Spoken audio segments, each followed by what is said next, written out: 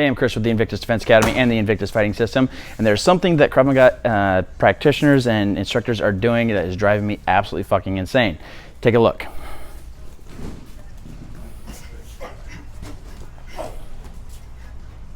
Okay? Did you see it? Check it a look again. Give me my money. Okay. Thank you, gentlemen. All right, so what he's doing is he's taking the gun, he's tapping, he's racking, and he's getting right back up on target. Now, for most Krav Maga practitioners and instructors, they're going to say, well, what's wrong with that? He just pointed a gun at me. I'm going to use it against him. Here's the thing. You know nothing about this fucking thing. You know nothing about how it's loaded, if it's loaded correctly. You don't know if there's a stoppage in the barrel. If you have a stoppage in the barrel and you have the guts to freaking pull that trigger and it goes Looney Tunes on you and it blows off your fingers, that one falls on you.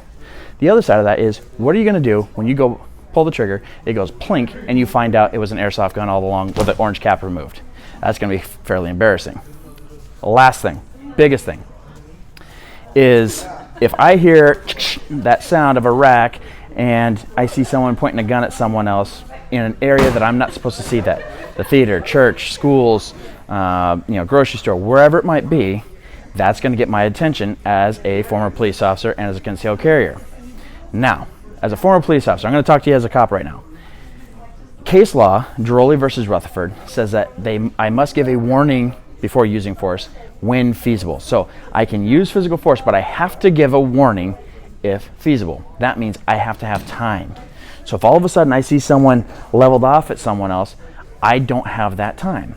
And you're going to say, well, yeah, you do. No, I don't. Because what if? Just let's think about this from the perspective of an active shooter event.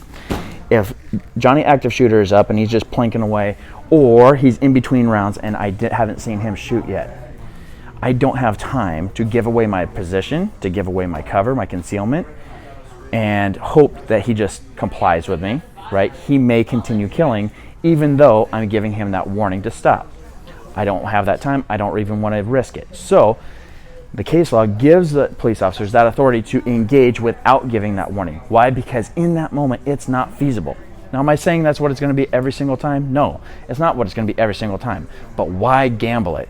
You could run into that one cop who's not, didn't see the whole incident, doesn't know that you're the good guy, and then they engage.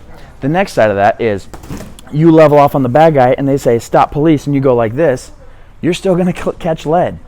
Okay? So the best bet is to do the disarm. You're going to end up with a gun in this configuration, and then you run your ass away. That is the safest option. So don't use their gun against them. You know nothing about it, and you could ultimately get hurt by the good guys trying to do the right thing. All right, so I'm Chris with the Invictus Defense Academy and the Invictus Fighting System. I look forward to seeing you guys on the